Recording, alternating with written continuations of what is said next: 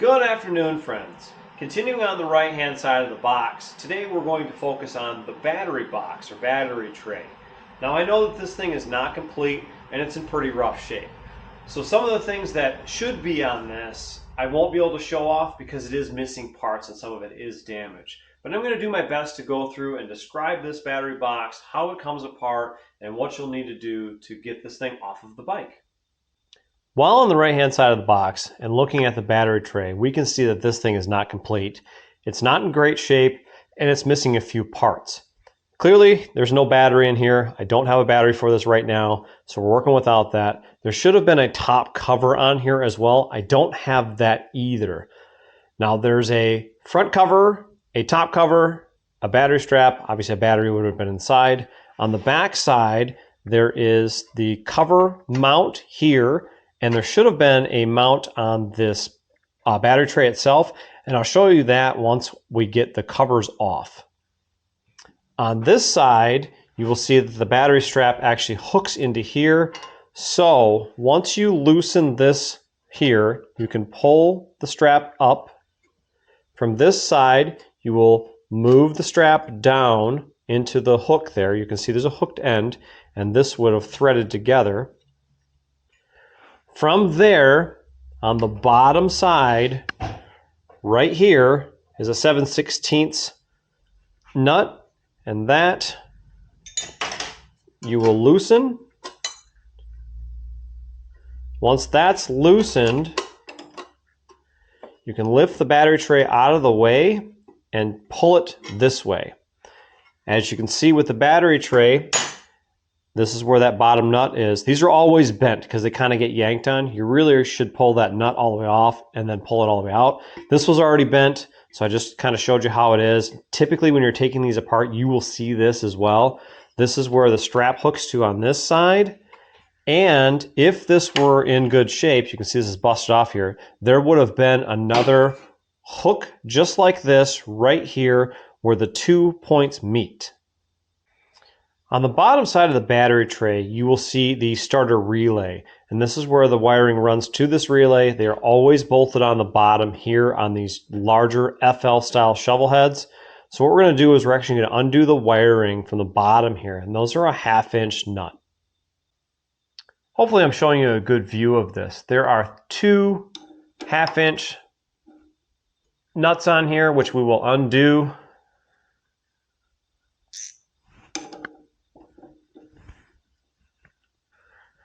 Also on the back side of the relay, there's a 3/8 inch nut that we have to undo for the other wire here. And then someone has added an additional ground here, so we'll have to go ahead and undo that as well. The last wire is going to fight me on here, so what I'm going to need to do is actually remove the battery tray first in order to flip this thing over to get that wire undone. There should have been a bushing here, so there's a rubber mounted bushing that typically goes here. Someone has put a Phillips head screw in there, and I'm not sure how that's going to come out or if it's going to come out. We're going to try to do it with a regular screwdriver first, and if this doesn't work, see if we need a ratcheting one. Thankfully, that will unthread so far.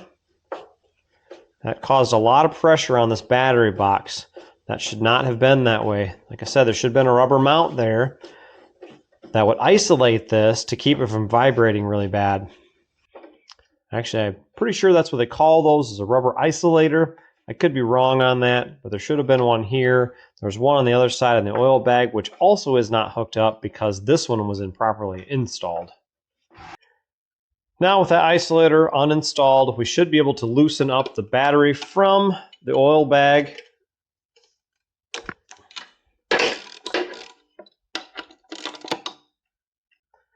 With the back 2 studs out of the way, we have this 7/16 nut on the end here, and this is for the bottom of the tray as well. That will pull off, and then obviously there's that isolator, and here is that nut that's giving us a hard time. We'll get on that nut with a wrench here, and we should be able to loosen it up just enough to get it off, I believe, without too much of a fight. Well, the battery box gave us a little bit of a fight, but we do have it off. Obviously, as you can see, here's the starter relay on the bottom. This was a common thing that you saw on these older shovel heads. This tray is in pretty good shape for the most part, but like I said, it is missing the tab on this side. It's something somebody could repair. As far as I'm looking at it, it's in good shape and it's worthy of saving, so this will go on the parts pile as well. Well, friends, we're getting closer to having this thing disassembled, one piece at a time. The battery box can be a little bit of a challenge. You're going to run into some issues. Obviously, there's some wiring that's going on here, and you're going to have some things fight you. There's a lot of parts that are bolted together here in a series that are made to keep the oil tank from vibrating along with the battery tray from vibrating. So there's some isolators and things that'll, kind of fight you along the way. One of the things you do run into is where the isolators are mounted to the frame and to the battery and the oil bag. Sometimes that rubber moves a lot and you cannot actually undo the nuts off of those isolators. Sometimes they're stuck, and what you'll have to do is you'll have to get a pair of vice grips and actually grab the isolator and spin it off because it'll just spin. It's one of those things that you'll run into along the way. Thankfully, we didn't have that happen this time. Another easy one today. Hopefully you guys enjoyed this video. Of course, if you did, give it a like. If you haven't subscribed yet, I don't know why, but I think that you should. That way you can be notified when these things are coming out and you can see the rest of this bike come apart. Well, friends, I appreciate you watching. We'll catch you next time.